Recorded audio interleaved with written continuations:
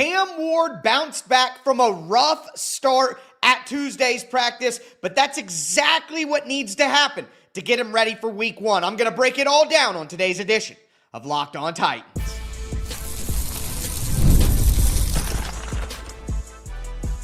You are Locked On Titans, your daily Tennessee Titans podcast, part of the Locked On Podcast Network, your team every day.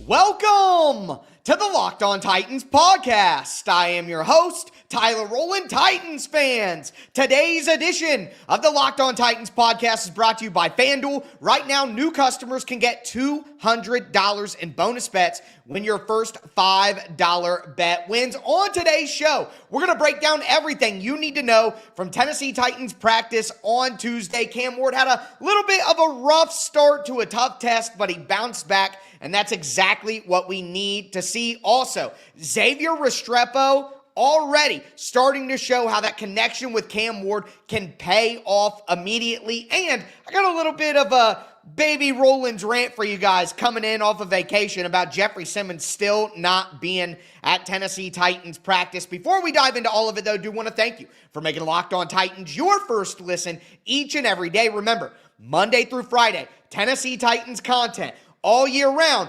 always for free. Make sure that you get subscribed, stay subscribed. It's your team every day. Speaking of every day, shout out to my everydayers out there tuning in Monday through Friday. If you aren't an everydayer, you need to be one because mandatory minicamp is literally next week. We're going to have practice 3 days, all open. We're going to be breaking it down. Can't wait to dive into that tomorrow. We're going to talk about Cam Ward's work ethic that is just impressing everyone, not only in Tennessee, but around the NFL.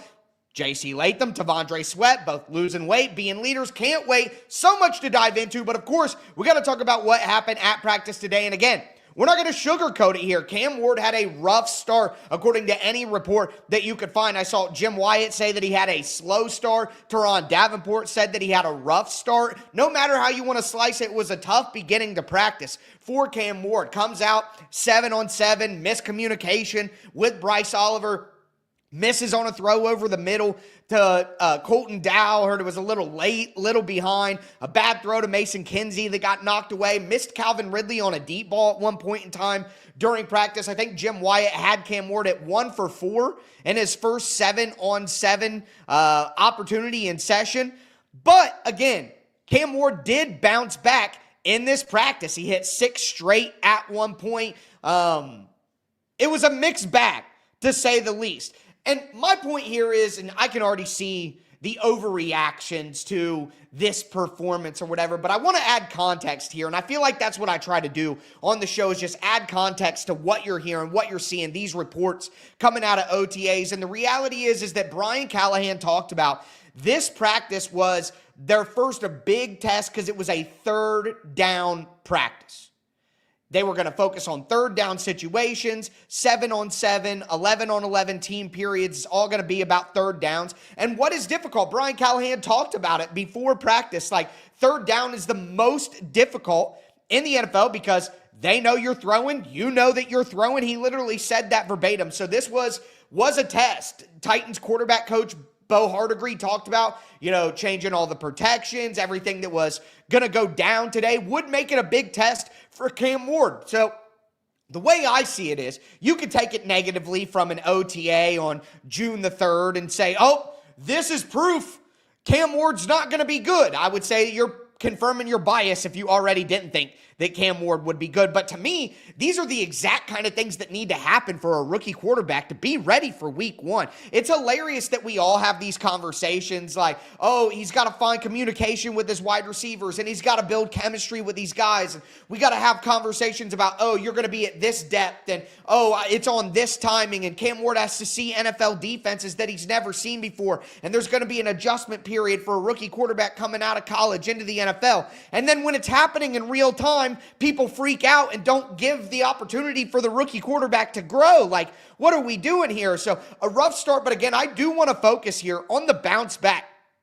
6 straight completions after a rough start. According to Jim White, he was 3 for 4 in the first team period, which 11 on 11 is more important than 7 on 7. right? Now, 2 for 6 in the second, 5 for 10 on the day in team period, 7 for 11 in 7-on-7. But with those 6 straight completions, a long strike rolling out to Jaquan Jackson over the middle of the field, a deep ball that he dropped right to James Prochet that James Prochet then dropped himself and did some push-ups afterwards, hit Colton Dow on a seam route in a tight window, hit Calvin Ridley with a sidearm over the middle. I saw Parker Kelly, another beat reporter, say that the chemistry with Calvin Ridley is just obvious. You love to hear that. And then hit Xavier Restrepo quite a bit, hit him on a play over the middle against Jarvis Brownlee Jr. That's a starter. So you're talking about an undrafted free agent rookie who's catching the ball over the middle on one of the Titans starters. We know that X is going to have an impact, and I can't wait to talk more about Xavier Restrepo in a minute. Again, third down. It was third down. Reports of Cam Ward working over the middle. We get a short completion to Xavier Restrepo on a quick sit-down route. That's exactly what you want to hear. So Cam Ward comes out early. This is his toughest test so far as a rookie quarterback. It's third down work only. You know that you're passing. You're seeing different looks and coverages. You're trying to get the timing down in a new offense. And you come out and, hey, there's an adjustment period. We've seen that plenty of time with great athletes. Sometimes it just takes a minute to adjust. Then he comes out and he gets hot in the middle of practice, starts completing passes, a bunch of different people. And another thing that I thought stood out to me from the reports out of practice is that Cam Ward apparently is getting the most reps by a, quote, country mile, according to JT Runke. So to me, I know that there will be some who jump off the ledge right away and freak out, but you have to have days like this, along with the days like last week's practice, where Cam Ward was just cooking and everything was going. We're getting the sidearm pass and everything's going. You know, you're going to have days where there are struggles. And quite frankly, not to, get too existential here, but that's life. You can't be afraid to fail. Think about a good chef and developing a great meal. I know that, my chicken Alfredo dish, simple as ever, but messed up a lot. Excellent. But you know how many times I made it terrible? I burnt the chicken, the sauce broke. There are so many examples of life of where you have to fail to grow and to learn and get better. So I think people that take an OTA and say, oh, look, he had a rough start. He went 1 for 4 to start 7-on-7s. That means Cam Ward's a bust. These are just insane things to think and see. And, we live in an insane world, so you're going to see them. They're going to be places. The aggregation accounts are going to say, Cam Ward struggled in Titans practice today, quote unquote, rough start, blah, blah, blah. And it may be true, but just how it's framed, we have to have a bit of patience here and a bit of logic as to what's going on. Not only is this not a terrible thing, I think this is a great thing for Cam Ward, because these are the adjustment periods that when he's drafted and we're all excited and we tell ourselves oh, he's got to adjust, there's this and that. These are the things happening in real time. So even with the rough start to a tough test, you bounce back, you get back on track, you're establishing that connection with Calvin Ridley, your star receiver. You continue to show a connection with your chemistry guy from college and Xavier Restrepo. You're hitting other guys like Colton Dow. You're getting the most reps. The Titans are doing it exactly how they should. They have to test him incrementally. They have to continue to do this. And I would compare it also. There's a lot of you out there who lift weights and who, work out. You break down your muscle so that you can build it back up. So again, you can overreact to this if you want, but not only is it not a bad thing in my opinion, it's a good thing, because Cam Ward needs these reps to be able to get ready for week 1. If he's having terrible days in joint practices and the preseason looks rough, we can have conversations. But for me right now, this is an excellent thing for Cam Ward. And I want to talk more about the connection that he's showing with Xavier Restrepo specifically, and how there's just no way that Xavier Restrepo is not going to make this team, right? And then I also want to talk about the guys who weren't at practice. We'll do a little OTA roll call, because, I got to talk about Big Jeff still not being there, and a comment from Tavondre Sweat that came out of OTAs that I thought was a little bit interesting as well. So can't wait to dive into all of that. Do want to let you guys know that today's episode is brought to you by FanDuel Sportsbook. The NBA playoffs are in full swing. I mean, the finals is about to kick off. Every night and every game is going to deliver highlight-worthy performances, major momentum shifts, and can't-miss moments, whether it's a game-winning shot or a breakout player. There's never been a better time to get in on the action, and FanDuel makes it easy to stay in the game before tip-off and live. With player props, performance trends, and same-game parlays, fans have more ways than ever to play smart and win big. I personally think that SGA is probably going to get finals MVP. I don't think that the Indiana Pacers are really going to be able to keep up, so I'm going to be back in money lines for the Thunder. I'm obviously going SGA for the finals MVP. If you're new to FanDuel, it's a perfect time to sign up. You can check out all of those bets that I just talked about. Make sure that you head to FanDuel.com and place your first $5 bet. If it wins, you're going to get $200 in bonus bets. Thunder money line, game one. That's where I would put my first $5 bet. Make every moment more with FanDuel, official sports betting partner of the NBA.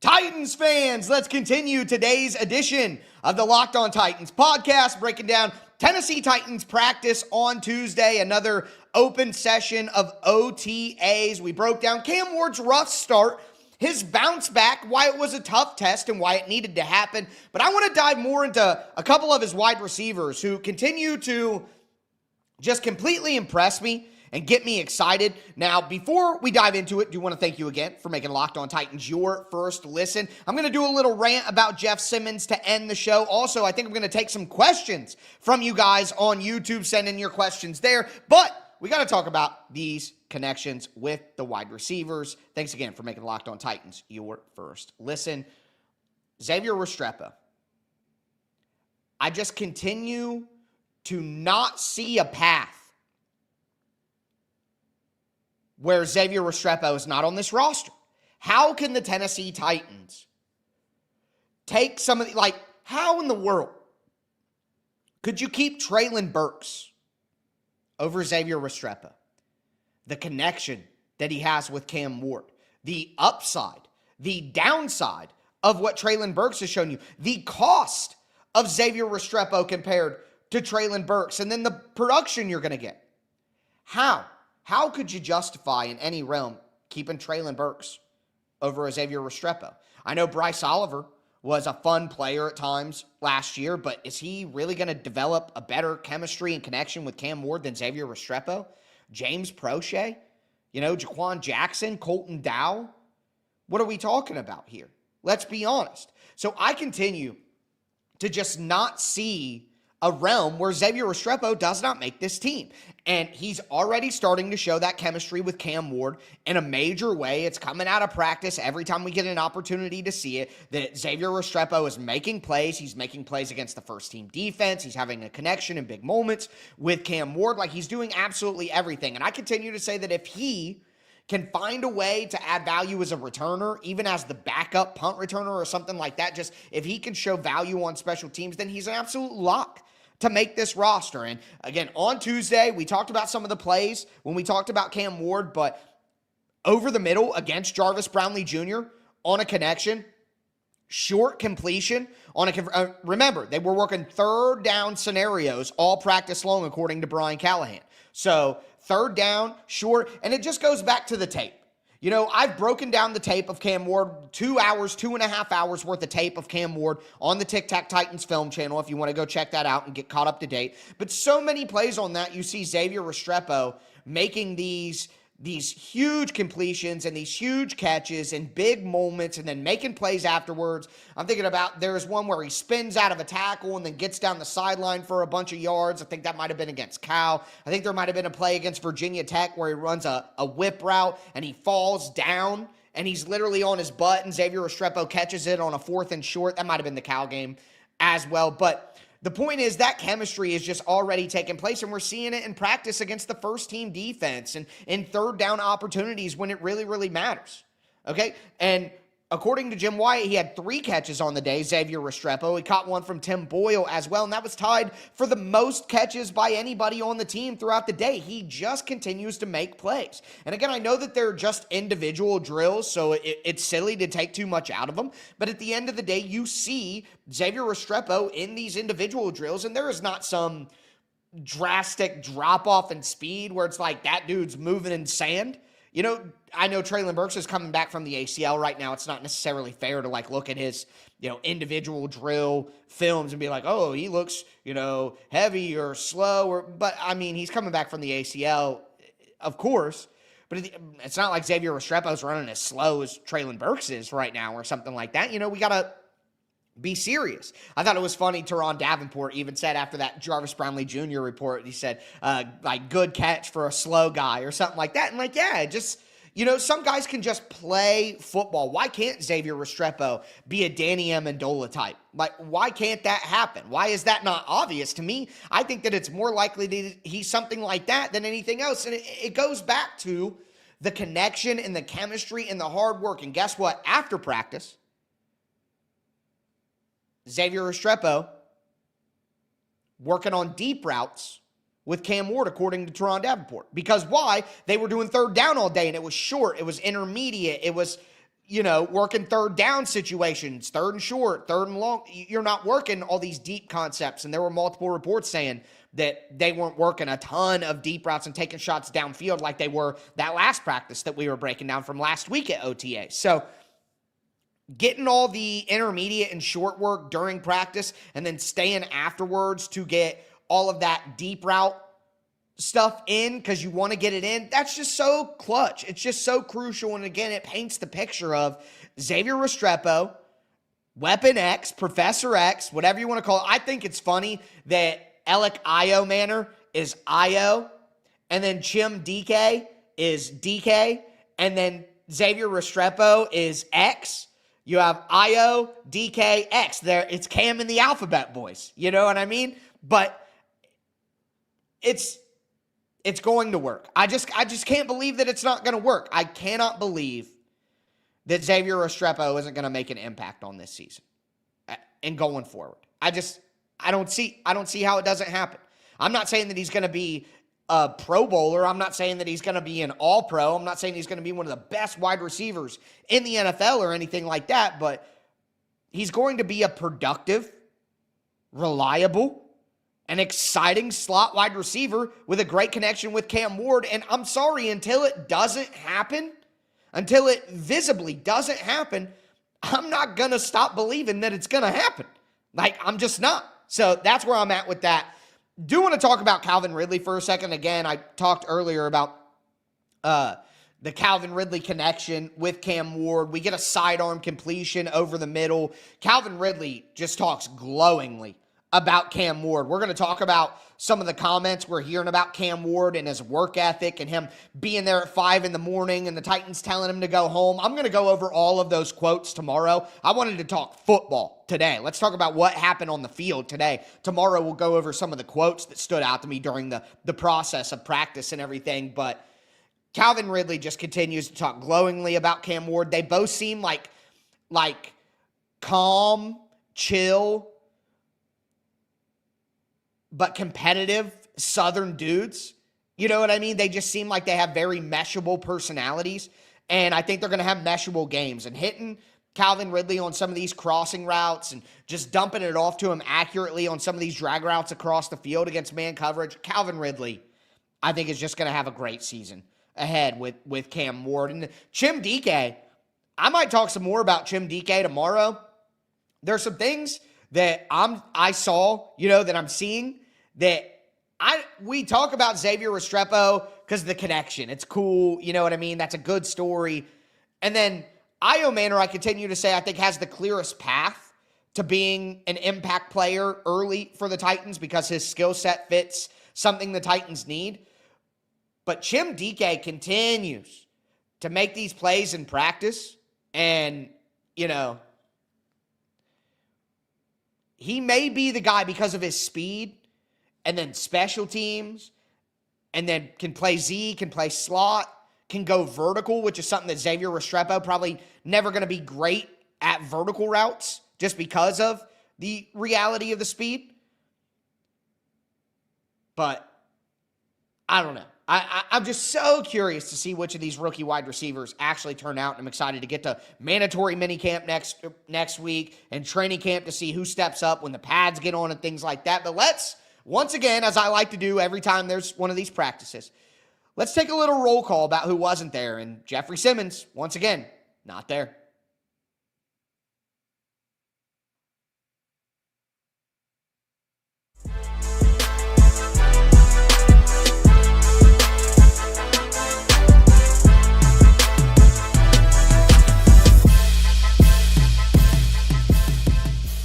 Titans fans, let's cap off today's edition of the Locked On Titans podcast. We talked about Cam Ward's rough start, but why I think these things are necessary for growth.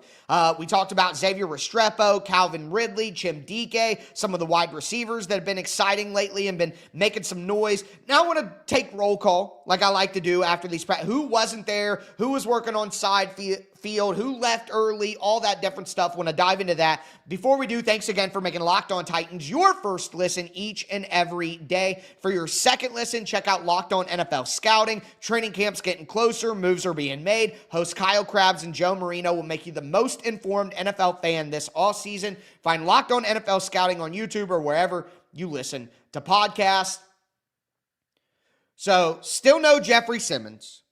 Tyler Lockett wasn't at OTAs for this one, but Lockett has been at all of the organized stuff the last 3 weeks or so. Lockett's been there pretty frequently.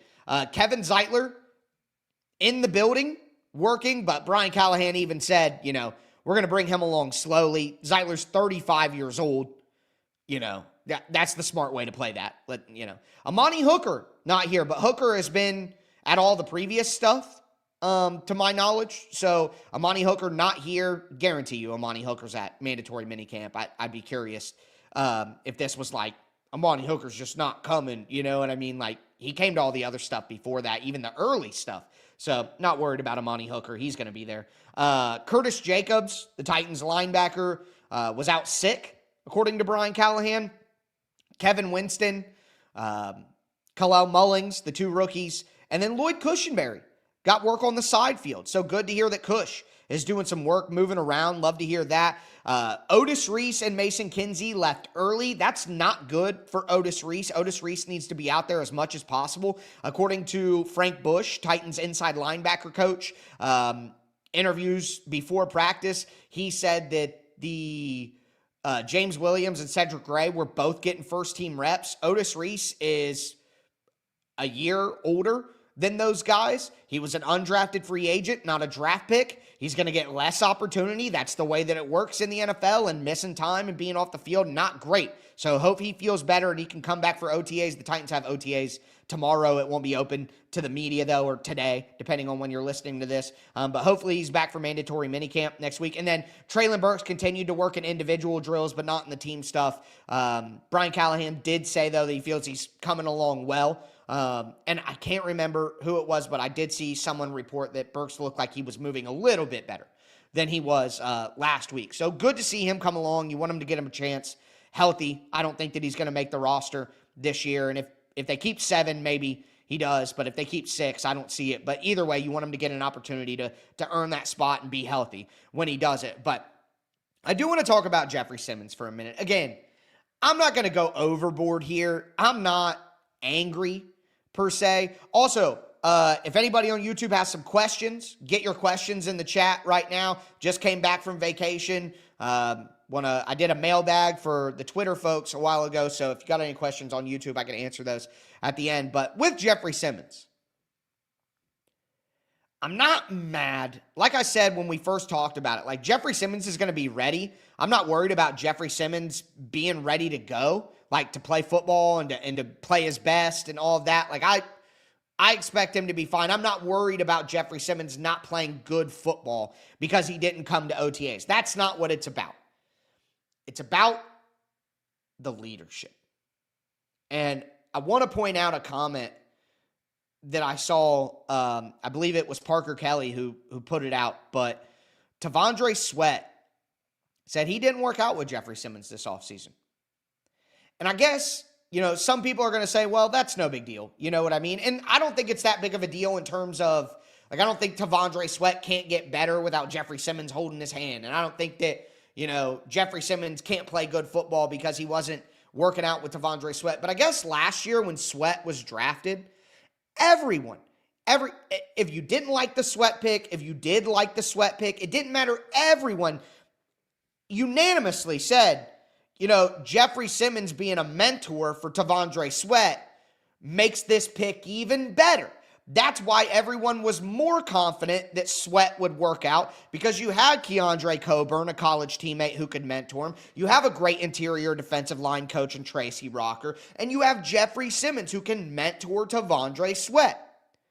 Well, clearly that's not happening to the level that a lot of us hoped. When I thought about Jeffery Simmons mentoring T'Vondre Sweat, I thought about them working out in the offseason together, like Sweat working with the guys who Simmons works with to become taking him under his wing. Here's how I train in the offseason. Here's what I do. And remember, Sweat was a rookie last year. He didn't get a normal offseason. There's the draft process and that training and then coming in and being confused. Or being new, maybe not confused is the right word, but I don't know. Anytime I've ever started a new job, there are some things that I'm confused about. So I guess part of the allure of T'Vondre Sweat was, hey, Jeffery Simmons is going to bring him under his wing.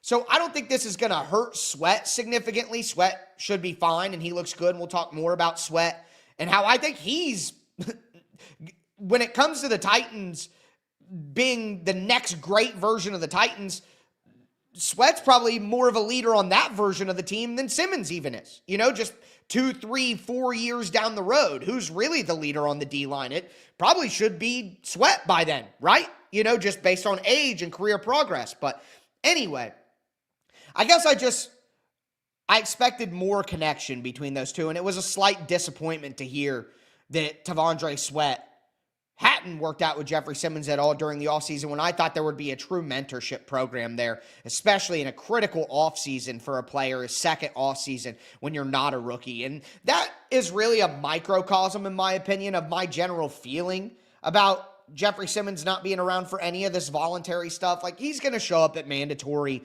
minicamp next week. I truly believe that Jeffery Simmons will be at the mandatory thing. And then we'll all be like, oh, well, who's overreacting, this and that. And again, I'm not freaking out angry about this. I'm not screaming at the mic or anything about it. But it is just a slight disappointment. I'm not mad. I'm just disappointed. Because again, this team is in its infancy. We are beginning a new version of the Tennessee Titans. In my opinion, right now, the Titans are beginning to kind of crack out of the cocoon and hopefully become a butterfly after the caterpillar of the seasons that we've had the last few years. We're hoping that happens. And, it's like children. When they're young, they're impressionable. That's when you really imprint on kids what's right, what's wrong, what they should be as a person and as a citizen of the world, and how you should treat people, and your goals and your ambitions and all. When you're younger, you're very impressionable. It's like football. When you draft younger players, you feel like there's a higher ceiling because you have more time to develop them, and because they're younger players, they can develop more than older players. We have this conversation about Will Levis all the time, right? I was skeptical of his ability to get better throughout the season last year because he is already so old at 25. So I guess my point is, the Titans right now as a team are a kid. They're a young team with a lot of young players. And right now, although in previous years Jeffery Simmons hasn't been around and it hasn't been that big of a deal, I feel like this offseason in particular, because of Cam Ward coming in and the amount of young players on this team, and because they went 3-14 last year, and quite frankly, because Jeffery Simmons has not had a great Jeffery Simmons expectation season the last 2 years. I think everyone should be honest and admit that, whether it be the amount of games that he's played, whether it's been the production out on the field. I expect more from Jeffery Simmons. So with what his leadership could have meant to this young team throughout these early offseason OTA activities and him just being around all the stuff that Brian Callahan is selling right now about building leaders and building cultures and the team feeling together and the team learning one another and meeting your offensive teammates and shaking up the locker room organization and all that, all this stuff Brian Callahan is selling. That just makes my point of how important this offseason is with the culture and the future of this team.